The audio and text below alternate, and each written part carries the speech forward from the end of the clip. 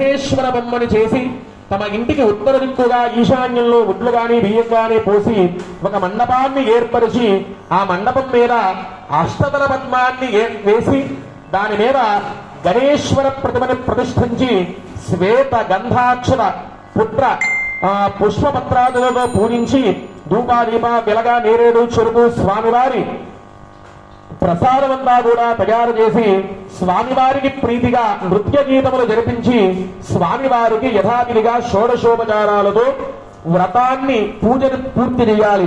ఇట్లా ఎవరైతే స్వామివారికి ప్రీతిగా భక్ష్య భోజ్యములు నైవేద్యం పెట్టి పూజ చేస్తారో అట్టి వారు ఎట్టి కష్టములు లేని వారై సుఖంగా ఉంటారు. బ్రాహ్మణుల్ని పిలుచుకునొచ్చి భక్తి శ్రద్ధలతో దక్షిణ తాంబూలాదులు సమర్పించి స్వామివారి పూజ తరువాత బంధుమిత్రాదులతో కలిసి భోజనం చేయాలి.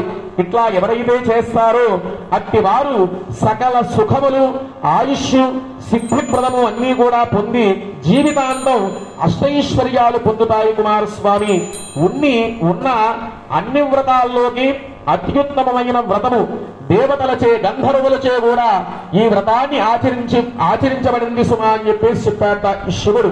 ఆ విధంగా కుమారస్వామికి శివుడిచే చెప్పబడిన ఈ వ్రతాన్ని నువ్వు కూడా ఆచరించు ధర్మరాజా. నువ్వు ఈ వ్రతాన్ని చేసినట్లయితే తప్పనిసరిగా నీ శత్రువుల్ని జయించి సమస్త సుఖాలు పొందుదామనడంలో ఏ సందేహం లేదు. ఎందుకంటే గతంలో విదర్భ యువరాణి దమయంతి ఈ వ్రతం చేయడం వలనే తాను ప్రేమించిన నలమహారాజుని పెండ్లాడగలిగింది. శ్రీకృష్ణుడు అంతవాడు కూడా ఈ వ్రతం చేయడం వలనే శమంతకమనితో పాటుగా జాంబవతి సత్యభామ ఇద్దరు కన్యావరులను పొందగలిగాడు. ఆ కథ కూడా చెబుతాను ధర్మరాజా విను అని చెప్పేసి చెబుతూ ఉన్నట్ట శమంతకోపాఖ్యానం. సత్రాజిత్ అనే రాజు యొక్క భక్తికి